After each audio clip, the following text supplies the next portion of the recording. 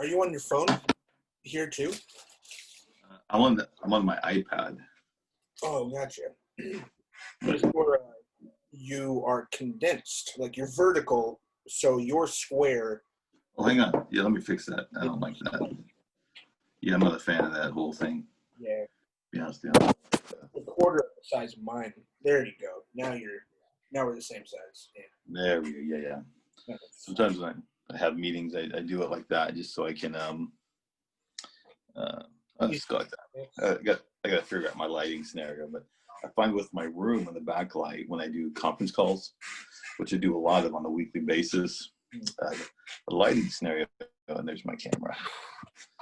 There we go. Yeah, because last time you were at your office.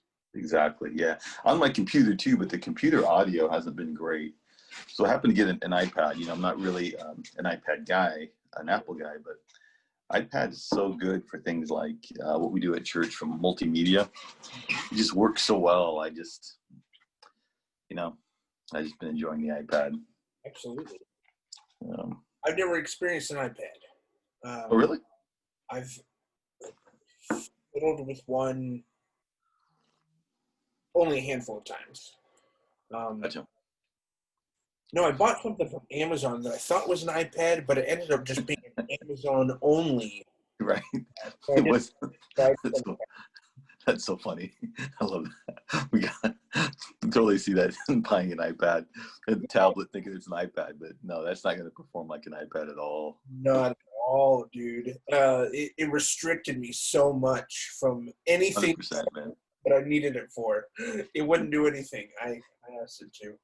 100%, dude. 100%. Yeah.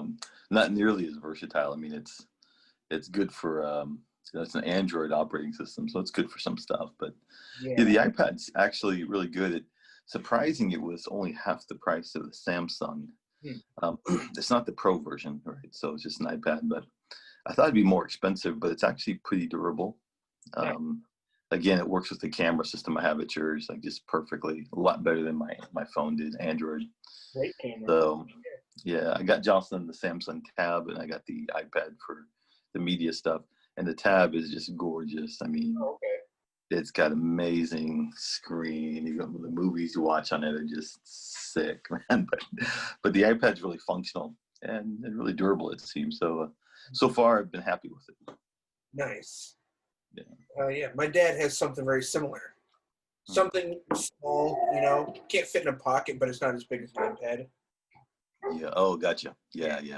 The iPad certainly is not something fit in a pocket, but I really like it. I think I'm gonna get a case and a keyboard for it, so I can. I think I could use it even more effectively with a keyboard. Yeah. If I had a mouse with it, it'd be really nice. I just thought of that. But yeah, no, super cool. You just made me think of something that I want to get, which is a case for all my stuff, where I don't have to hard drive, make sure that. Grab one thing, and it has my drone, it has my hard drive, it has my computer if need be. You have a drone now? Yeah, dude. Dude, you've been getting some gear, man. Yeah. This is what. Wow, dude, that is really cool. How is it? Like, have you used it? Wait a second. On that commercial you produced for the yogurt shop, was that your drone? No, that was Richard Riffle. Oh, okay, gotcha. Yeah, which this is his old one. Oh, it inspired you to go. Oh, yeah. Dude, it added so much. It did, yeah. Yeah, that's what it is. And you just these out there propellers. I was flying it inside, without the guards. Yeah. Crashed and fell a couple times. Yeah. May have dinked the camera a little bit. Oh no. Hey, speaking of drone shots, we were just watching The Revenant last night again for about the second time for me. And they have this gorgeous shot where he's walking across the frozen lake and the drone comes in on him as he's walking towards you. And it was just like almost surreal looking. And Jocelyn says, look at that. And I was like, yeah, it was just amazing. Yeah. Just gorgeous shot. And by the way, congratulations on your 700,000 followers on TikTok, man. That's really cool. Thank you very much, That's something else. I know. It freaking more than doubled. Because this Friday will be 3 Fridays ago. Yeah. I made a video with Casey crossing 400K. Just 3 Fridays ago? 3 Fridays ago. Oh my gosh. You're at that point where you're Yes. the tipping point here, man, right? We're starting to come. Wow. Well, and I saw you the funny one the other day about President Trump keeps breaking my heart. TikTok, Yeah. yes. TikTok, no. I know. Isn't that true? What were you thinking, man? Because we're going to get rid of TikTok, and then Oracle and Walmart are going to jointly buy it. Yeah, dude, I think I'm trying to, he's great at chess. I think that all he did is he just pressured him. For him to sign a deal Friday and then Saturday he's like approving a deal, that means somebody like oh yeah, man, pitched something to him really fast out of like desperation. I think he got him. He won. He won. Yeah, I think he's used to winning. Hey, I was going to ask you a question because people like me, we sometimes advertise on and do things on different platforms. Like specifically, in our church environment or small business. When I've done consulting, we'll have people advertise on Google or YouTube or Facebook or Twitter or whatever. But you're on how many platforms right now? You got Insta, right? You got TikTok, you got YouTube, you load on Facebook as well. Yeah. And where else are you seeing action? Reddit. On Reddit. A lot of my videos, maybe just the one, but a lot of times has played on Snapchat. So, but it's not just like ending up on Snapchat. Oh, interesting. So you got 6 different platforms, roughly speaking. Yeah. So how do you experience those platforms for you? Like, what's the difference in the audience, or what sticks? I'm really curious. Like, you get 18 million views on TikTok for one of your more recent ones, you said, right? It's freaking amazing, dude. But maybe that same one gets, maybe a few thousand on YouTube or something. So have you found different platforms hit different types of people? And kind of curious. Yes, actually.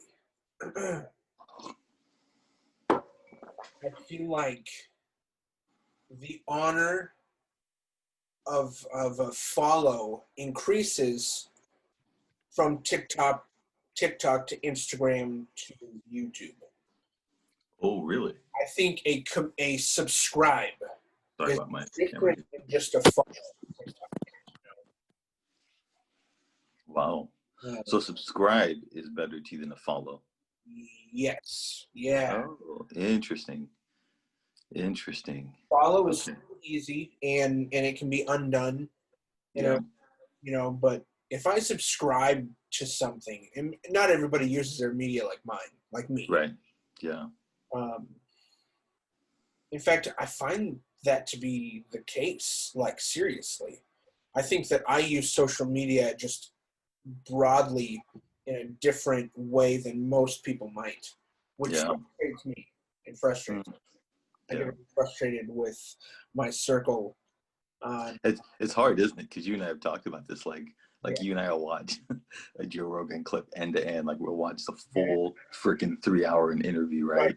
And I'm not stopping until I get to the end. I don't care if it takes me a week. Yeah. And then I'll send to some people. They're like, oh yeah, I kind of skipped through it.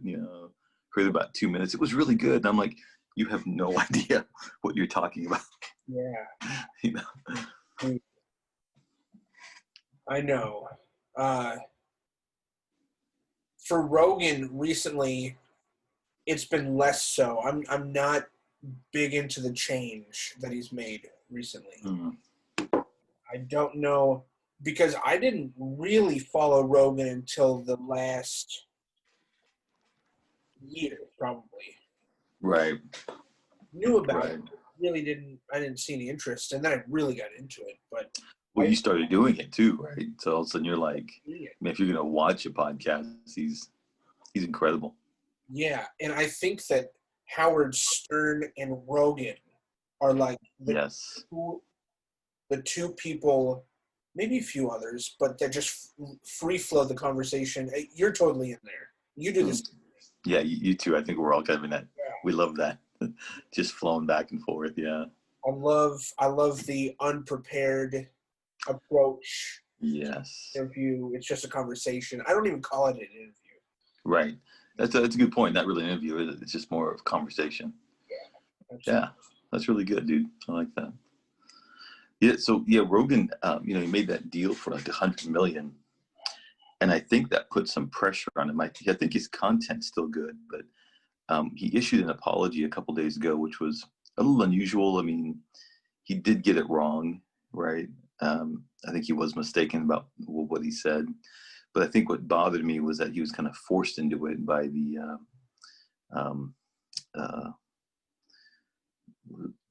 who's the folks that he just got bought by? Like, Spotify. Spotify. Sorry, yes, I saw the logo, couldn't see the name. Yeah, right. The Spotify employees put pressure, and all of a sudden he's out apologizing. I'm like, okay, I mean, yeah, that's kind of weird. And they're trying to censor his content, and he claims it won't have any effect on his content, which I hope it doesn't. Yeah. So much censorship these days, man. They're talking about people who've been on his show that are transphobic or homophobic, and I'm like, who cares? Yeah. I mean, who cares? There's so many people on his show. He's got atheists, he's got theists, he's got left people, he's got right people, he's got gay people, he's got straight people. I mean, why are we trying to censor so much content today? And I know, I think that it might be out of his control at this point. I saw a TikTok that was saying they might have slipped the rug out from under him. Oh, gotcha. Or he changed what he was saying as he went into the deal. Like, with it being censored, with it not, I mean, I heard that anybody that talks about Trump or is a Trump supporter, they're just not going to air those episodes. I can't literally even fathom a company doing that. No. I can't believe what's happening in the corporate world. Like, we always were afraid of government censoring us, but now it's Facebook and Twitter. And I listened to an interview by a doctor on Carlson, Tucker Carlson, and she's a Chinese doctor who was just making the claim that the evidence of coronavirus that's currently spreading was man-made. It was modified by humans, and she believed it was probably released intentionally. Okay, and you go, okay, well, that's interesting, but they took down her video on Twitter, and I'm like, why is that? I mean, she may be a minority opinion on this, but she's got her credentials, and I think she has every right to say that. But we're in this weird phase of social media, man, right now. It's strange. I know. The social dilemma. Have you heard about this or watched this at all? It's on my watch list. Yeah, I saw it about a week ago, and I said I need to watch that because I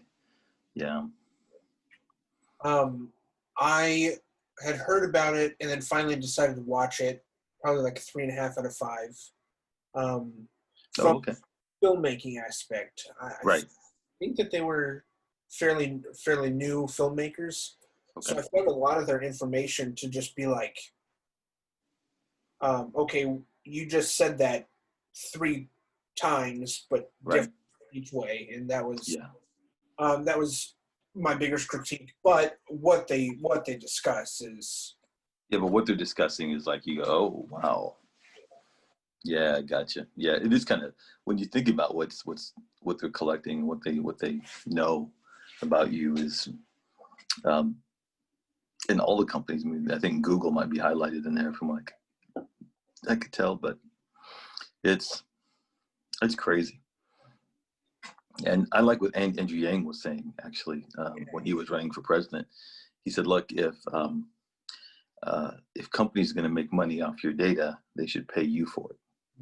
And it might be pennies or nickels or dimes, but I actually agree. I don't think that the big tech companies should aggregate all this personal data on these platforms we use and then use our data to make money without somehow sharing it back, even if it's just a trickle, right?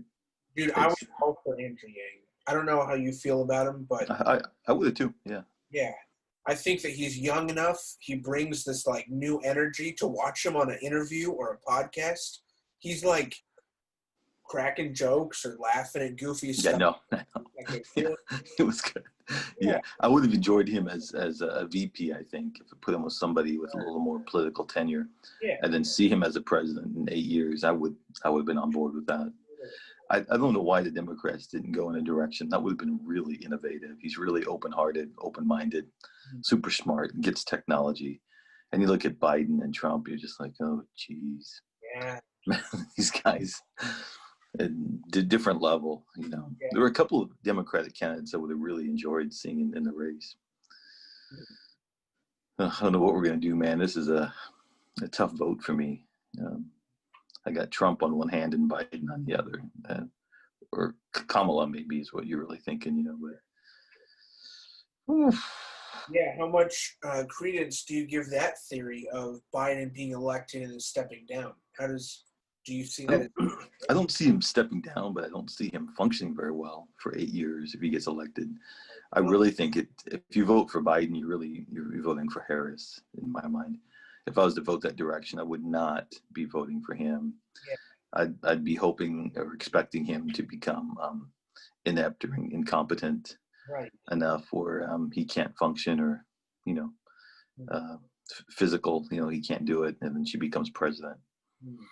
I'd be voting for Harris. I can't see him. I'll listen to some of his talks. I mean, there are moments he's really lucid and really on point. There are moments. Sure. Sometimes I just go, oh, geez, this guy can't hold a conversation without reading cards. How is he going to lead our country, right? Yeah. I hadn't even thought the 8 years thing. Yeah, 8 years. Can you imagine? I can't. So at what point, what would be the line that he would have to cross for he can be president for us to realize he's too senile to finish, right. You know, 6 years in, say. Yeah. Oh, right. You know, yeah, I think there's a mechanism for competency, and actually I don't know exactly how it works, but I think it's a vote, like in the House or the Senate, to say, hey, this guy's no longer competent or something, or maybe you know, someone suffers a stroke, has a medical condition. There's probably a judiciary process that happens. It gets kicked off. No doubt. Yeah, but to me, if you're voting Democrat, you're voting for Harris. This is not a Biden vote. But you know, I could be wrong. Yeah, it makes me think of like countries that have to put up with like a senile king, right? Without the choice to outvote them, you know? Yeah, like a dictator, right? That you can't. Yeah, you just have to wait until they die, and you're like, oh my gosh. Not have to be that is like truly such a blessing. Yeah, we're in a different place, man. I was thinking the other day, how do I compare our times that we live in? And I wondered if this was like what our parents felt like in the 60s when, you know, the hippies and, you know, the communes, you know, riots in downtown, especially California, you know, cars burning, and campuses being lit. And I go, well, I think our parents lived through this time. You know, and they were, you know, just 40, 50 years ago. It may have been the exact same thing. Because it's kind of weird, man. Think about, we've had coronavirus. We've had, well, I was thinking through the last year and a half, you had those caravans that may have been organized and orchestrated by somebody that was paying people, right, for this long journey from Latin America through Mexico up to the border. And that was just surreal to me, how much press coverage I got. you get all these shootings and deaths that happened, and then you've got coronavirus. Then you got the fires here in the West Coast, and the skies were just red, you know. You've got more hurricanes forming in the Gulf, and you've got, I mean, the devastation of the landscape here in the West. And now we're looking at this election, and you get the Black Lives Matter, you got the protesters, the rioters, you know, legitimate protests, and you've got the rioters, you know, setting police stations on fire. And you've got this reporter from MSNBC with this fire in the background going, well, it's really a peaceful protest here, you know. Like, what is going on, man? Like, this is just crazy. Yeah. You know? I really don't have the words for it. I don't either. It's, I mean, I don't know what's going to happen. Everyone says coronavirus will end when the election happens. Uh-huh. But I don't know if that's true or not, but it wouldn't surprise me, right? All of a sudden, yeah. Oh, hey, it's all better. Yeah.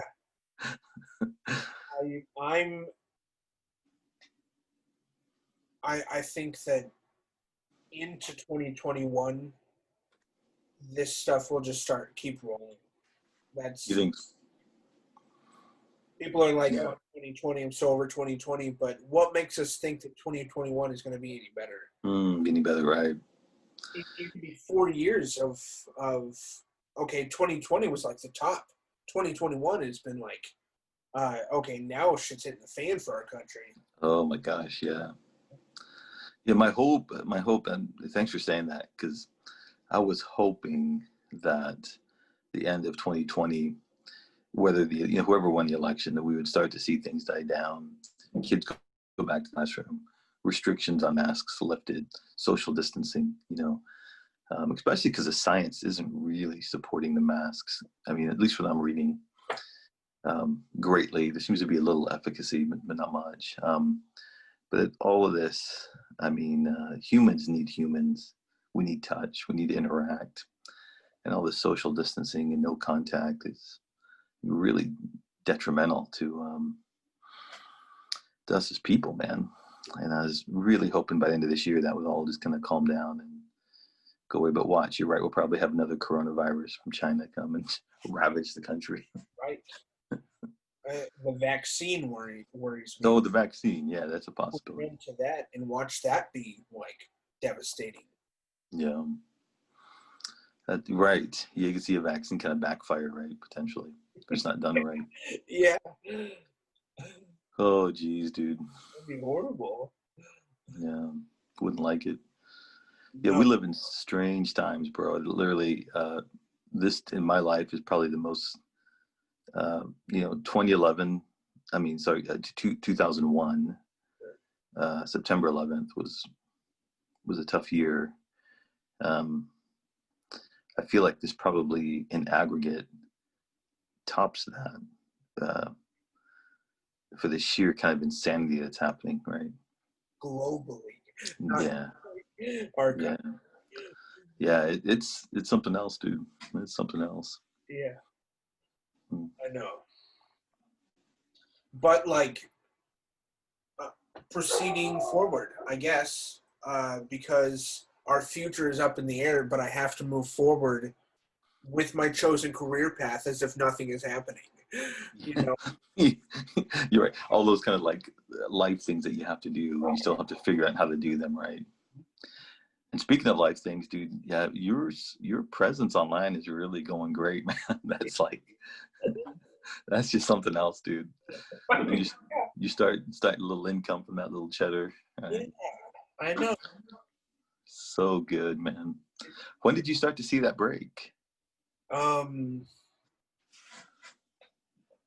When I got on TikTok for the first time. I think that's what it was. I just had not, I didn't have the right vehicle to have every other social media. People have to know your profile to go see your work. Oh, yeah. They can just scroll past and find me by accident. And that's what most people did. Almost 750,000 people have like just 750,000. That's so good, Colin. And I'm gonna be calling you a little bit later on a TikTok. Yeah. Famous friends. Yeah. Yeah. Yeah, that is so cool, dude. Yeah, and I don't know what the potential is, but It's worth exploring now, isn't it? You're going like, oh wow, more and more this, so. this could be interesting, huh? Yeah. Yeah. But I love, and I owe a lot of it to you because I love being able to step behind the camera and practice that side of things too. Oh Because yeah. it just so happens to be something that I'm good at. Yeah, it is. I Yeah. The coronavirus, I think, has really proven how many actors really don't know movies or film or how to produce their own stuff. And I just like happen to be good at both sides. Both sides of it, yeah.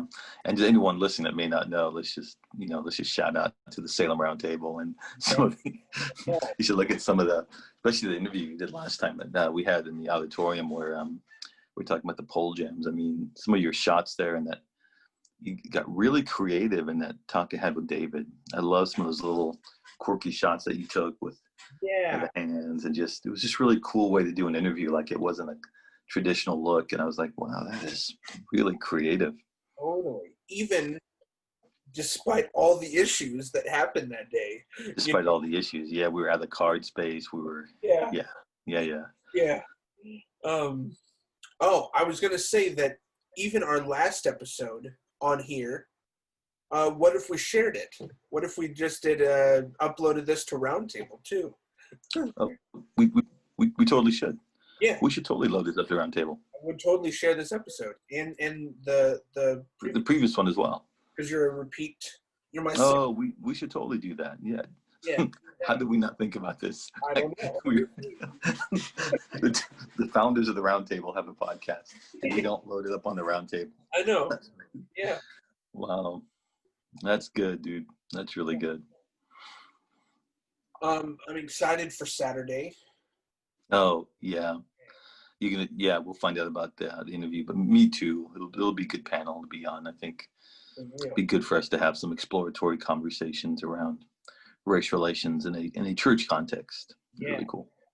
Oh, at Dutch Bros, I was talking to the window person, the window worker, about our episode. Like, we're sitting there waiting for the coffee, and she just happens to be asking me what I'm up to, and I just got on to talking about Saturday and and like what I've been filming and stuff. Oh, she was asking me what I'm doing for work. Like, hey, have you found a job? Because she's semi up to date with that situation. Right. And I was just telling her, like, no, I'm doing like contract work, you know. Oh yeah. You've been doing like the commercial. Yeah, so good. Yeah, that was such a good commercial too, man. Sure. That was really amazing. Yeah, so I'm super proud of it. To have a hand in every stage of that, to record the song with the couple. I was thinking the song too. Yeah. Well, first off, to write the lyrics, and then to have that go into production, and a little bit of post, not really, and then put the visuals to that song together. Right. Yeah. Your sister's in there, right? Your mom, is your dad in there too? Sister, boyfriend, mom, and dad. Your mom did, yeah. Emmy and Jonathan Perkins from Faith, they recorded the song. Richard helped with his drone, his Mavic Pro. Yeah. So good. Reed for, dude, he was so cool to work with. I would work with him again anytime. He like showed up that day, unlocked everything for us. Never pressured me to like keep him updated during that month of August or anything. I didn't even give him a quote until like after I had finished the whole thing. So we really didn't even talk about that. I was just like, I'm just gonna make you this video, and he showed up and like opened the whole yogurt bar for us. I mean, he was slicing strawberries and like, Oh yeah. and he just like decked it out. He was the art director. Oh, gotcha. He did it picture perfectly, and Oh, my mom got there for her shift and also to film it, but she was like, "Oh wow, like Steve did my whole open." right. So that was Oh yeah, good. way more Oh. than I could ask for you know he offered all that stuff up. I didn't have to like ask for this or ask for that. So He just totally worked with you, man. Just made it happen. mhm. Be a part of it. Yeah. Yeah. I'm hoping that we can do a little more work together this weekend too. I mean, I might have to be on that panel, but if not, I'll help with the cameras and stuff. I'll still talk to the guys about that. I would Get a little more. appreciate the help, but I would also love to see you in the episode on the panel. Yeah, it's kind of both and for me too. So yeah, I'm still gonna work it out with the guys and just see what makes the most sense. Because the one thing is the format's a little short to have 4 or 5 panelists anyway. Mm, So we might have to just reduce the number of panelists and just have a more in-depth conversation. for sure. So that might be interesting. I would love to figure out a way to use the drone, even if it's for B-roll. Yeah, no, I was thinking the same thing. Maybe do an outside the church shot, right? Just Yeah. something like that, right? Where we're having the session. Mhm. Is it going to be inside at all? Inside It is going to, well, 7:00 is going to be inside the auditorium. But if we got there early enough, maybe we could get a couple outside shots just as we're kind of going in. I don't know. I mean, totally. it'd be cool. Yeah. Yeah, it's interesting. And I kind of wonder sometimes, you're I guess, a millennial or borderline Gen Z, and I'm Gen X, borderline, baby boomer. Sure. And sometimes I wonder, like in your circles, how are your friends perceiving current events versus mine? Because I have a lot of conversations with people in my age group Yeah. around what's happening. Yeah. What's your sense of things in your circle of millennials and people your age? How are they interpreting today's events? I have a friend who is really against the spread of rumors that Antifa is behind these fires.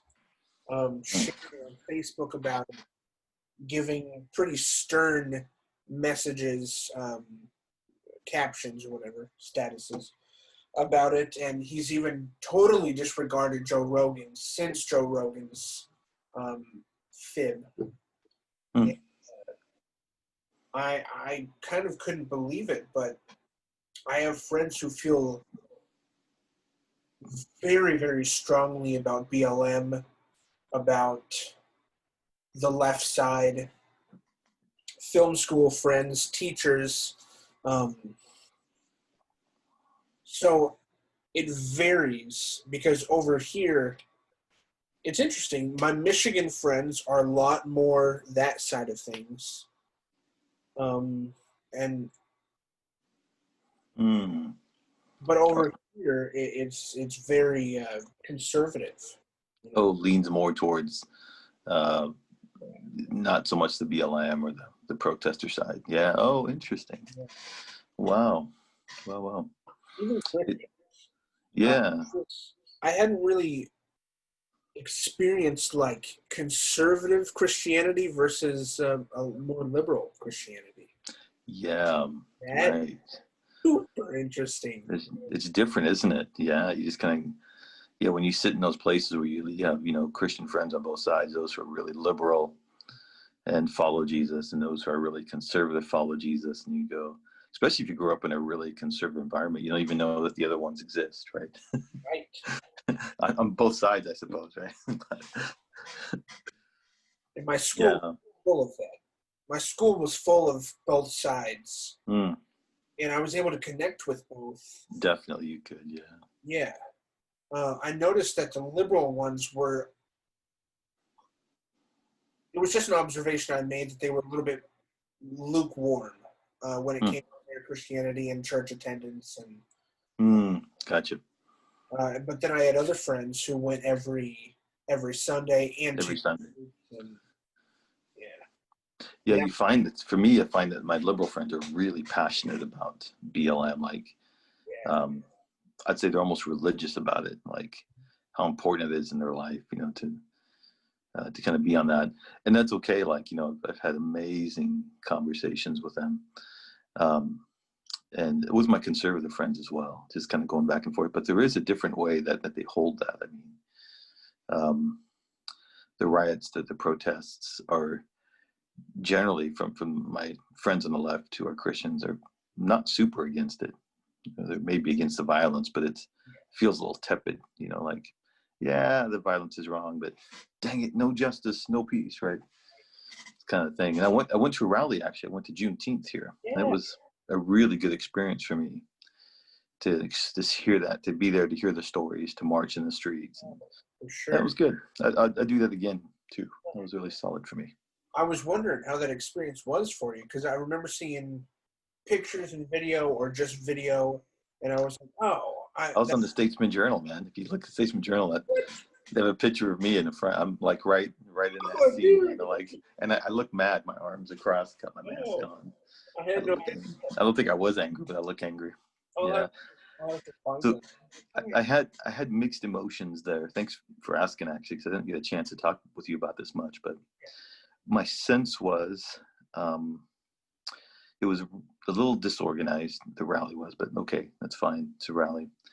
Um, but when we got to the talking, um, I valued that there was so many different perspectives there. Like they had the Democratic Socialists of America, interesting group of people. Um, Definitely want to defund the police. Probably when they say socialist, I think they're serious, but they probably mean a little more communism. I think, couldn't really tell, but I think that's what I felt. But they had the Democratic Socialist Americas there. They had politicians there. Um, they had Christian pastors there. A group of pastors came up and spoke. Um, they had different coalitions. It was a pretty diverse group of people that we were all speaking, and so that was really cool. I was like, whoa, I like that. Um, Hearing stories, I was really moved, almost to tears, by this African American man who was deaf, and he says, it's one thing to be a black man on the streets and to be afraid of, say, being arrested, but it's especially hard when you're deaf. He goes, I was shopping at a store, and he was, browsing, and he didn't hear something, didn't respond. Somebody called the cops, and he couldn't hear the policeman had come in and had, I think, drawn his weapon and was asking him to comply, but he couldn't hear. So it looked to the cop like he was just being disorderly, and he turns around with the gun drawn. I was like, oh man, yeah. And hearing those stories, yeah, you go, yeah, you can argue systemic racism. You can't argue whether or not, black people are treated differently in general, across the country. And I go, yeah, I get that. And that part was really moving and really touching. And then on the other hand, after some of those stories were told and some of the politicians and the leaders of the movements came up, I felt it really shifted. It was just a power grab. There was a demand for a seat at the table. And it's interesting because most of these people in these movements are left-leaning, or they're Democrats. And they were mad at all the white Democrats in Oregon, the leader basically saying, at least this is what I picked up, is we are entitled to a seat at the table. Give us this house. Give us. And I just felt like, ooh, that made me like, because in my mind, I'm thinking, well, go get the votes. Go earn your seat at the table, right? You're not entitled to anything. That's the way I think about it. But it seemed like a real power grab. So I felt like my eyes were opened to things I knew, but my heart was really touched that there is things that we need to work on as a society. And then it kind of got also transformed into, but we're going to leverage that, and we want power, and we want power now. And then my thought was, well, why would I give you power over the people that are there now? I mean, it sounds to me like you're not going to do anything better than they are. And so then it kind of got sour for me, but then I went on to march. and I was, chanting the people, no justice, no peace. And it wasn't a long march, but it was actually cool to be part of a crowd. I mean, I've just never done it before. And Yeah. so, Yeah. it took it was cool. So I had really mixed. On the one hand, I felt it was a really good rally, good to hear the stories. And on the other hand, I just felt people were leveraging a very difficult time in the country just to grab power, but I had no sense that they were going to be better politicians than the people we have. Does that make sense? Absolutely. Yeah. We should go to a rally together. Yeah. I know. As you were talking, I was thinking that it'd be really cool to capture that on film, and I wish that I would have the courage to go out there with the camera and be amongst them. We should do that. We should do that. And we should have in-depth interviews with people. Just talk to them about, just get the heart of people while they're out there. It'd be amazing. Yeah, dude. Salem Roundtable produced, but like if we can't use the studio and stuff, going out and doing it on location on location would be the reconfiguration that we could do. Our rally's still going on. Like, what if we did this in Portland? There's a part of me that would love to. There's a part of me doesn't want to get lit on fire. I know. Yeah. I'm not sure how open some protesters are to actually being interviewed in a serious way. But again, there's people out there, I've seen, conservative interviewers out there marching with people, asking questions while they're marching. But you can tell it's trying to be a little inflammatory. Like, they're not necessarily really trying to connect, they're trying to challenge. And I think maybe if we had a way that people knew that they were safe just to talk and we're just trying to capture the hearts and explore, it might work. I would like to do that. How would we incentivize people to come over? Like, would we just be off like holding a sign? Or would we... That's a great question. I don't know. We'd have to ask somebody how to do that. Yeah, but we should definitely try and do that. And actually, I'm a fan, dude, of that. I still want to go to the fire department. And I wish I would have done this too, but I didn't have my drone at the time. But it'd be really, really cool to get some footage. Yes. Of them over in their cots in getting. It'd be crazy to be able to go out there with them. I don't know that they would allow that, but dude, that would be really cool to get some footage like that. Yeah, and I would hate being exploitative as far as like what's happening, and I'm using it for my artistic whatever. But I don't feel in my heart that I would be doing that. I feel like I would. You wouldn't, yeah. Showcasing realistically. Yeah. Because it's crazy what people.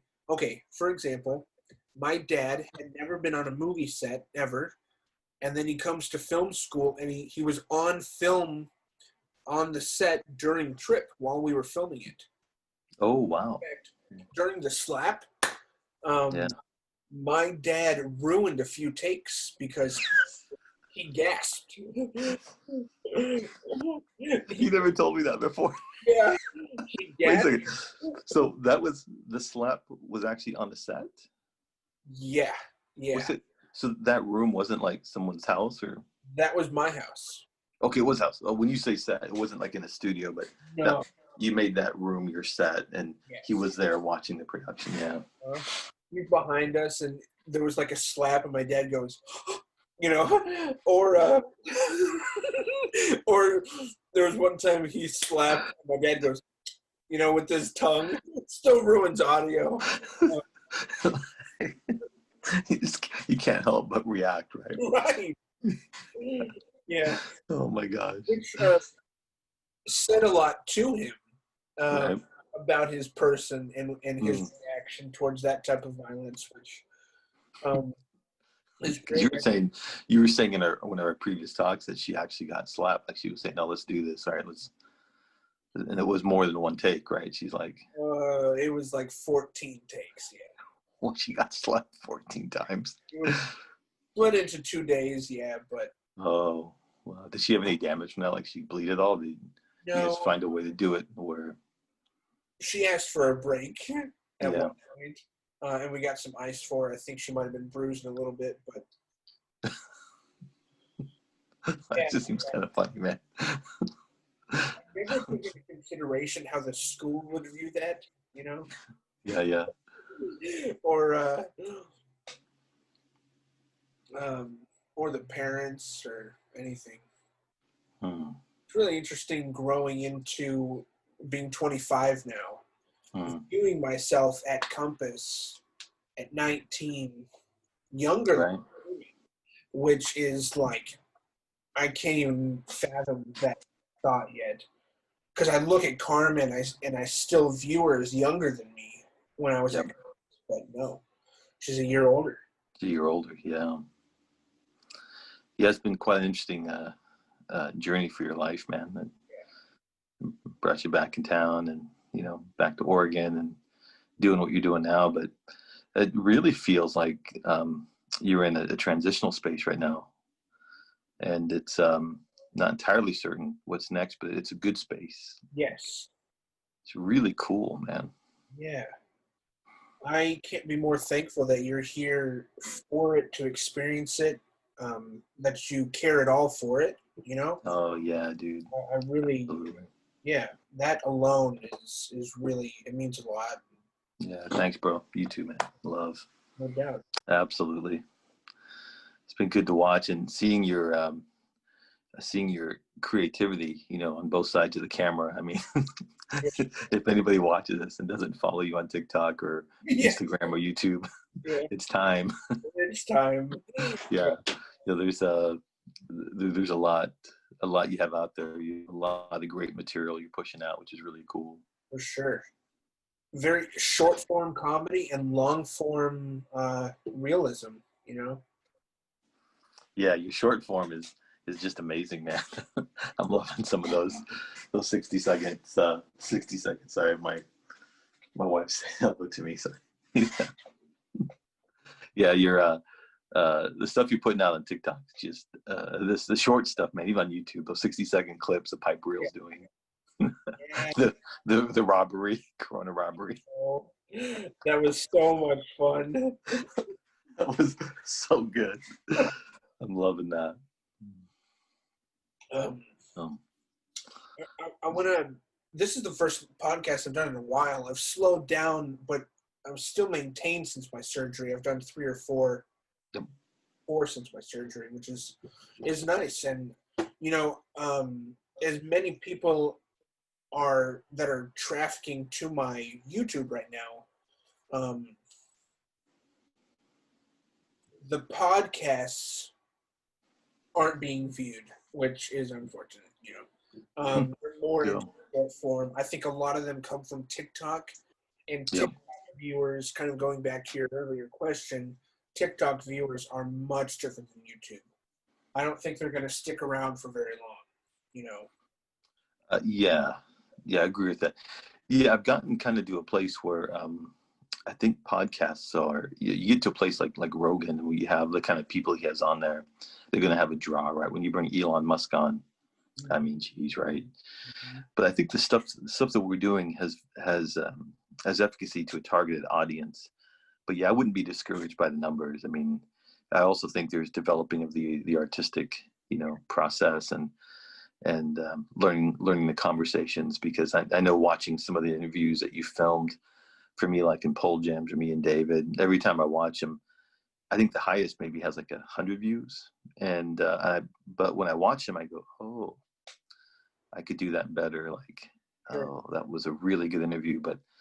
And then I'm thinking about promoting some of them, especially the ones around adoption. I thought were really good. Sure. I thought those were really insightful. But I think some of them need a specific audience. And I think too, like, it's a different type of creativity, right? What you do on TikTok in 15 seconds or 60 seconds is different than maybe, a trip or a 10-minute film, which is different than, maybe something on Instagram. I mean, yeah, I'm still really curious how the audience demographics are different, or if they are. Like, I wonder if like more males or females or different age groups are on different platforms. And then can you tailor content, or does it matter at all? I don't know. Yeah, I noticed that things will play on TikTok that won't on Instagram, for sure. Yeah, right. YouTube is really into pushing 10-minute or longer videos. I just found this out. If your video is around 10 minutes, it will get pushed into the algorithm because they want people's, going back to social dilemma, they want people's attention. So the longer you put them on that, and with TikTok, I think it's just the addictiveness of that video. When I find a video that I like, it's over and over and over and over that I want. Yeah, you scroll down, scroll up, down, up. Yeah. Oh, I know. Yeah, restarting it. Yeah, totally. And you're right. Yeah, because you just scrolling through really quick, right? Boom, boom, boom, boom, boom. Yeah. And if on TikTok, if you don't grab you really fast, people bounce, right? So you got to be pretty creative and really quick. Yep, I got to use. When I'm watching, 3 to 4 seconds and I'm gone. And I know yeah, like that. Yep. Yeah, just scrolling, man. Just scrolling. Yeah. Well, hey, bro, I got to jump to work. Listen, one thing I'm open to, if you want to just pause this, we can continue part 2 a little later or something. I don't mind talking more, but no doubt. I got to bounce into my day. So you let me know, because I feel like we're just kind of getting started too, in a way. So sure. Yeah, I would love to. I can upload this to the roundtable. Yeah, definitely. Let's do it, man. Let's do both of them to the roundtable. Let's do it. Yeah, and if you can push them to CCTV, let's do that too. Why not, man? Yeah. It's up to you. You know, whatever airplay we can get would be awesome. I know. Even if it's not their equipment or whatever. But yeah. Thank you very much for talking with me and being my Oh, you too, boy. I love you, man. Yeah, love you too, bro. For real. Okay, catch up with you, bro. Have a good day. Peace. Yeah, you too. Bye-bye.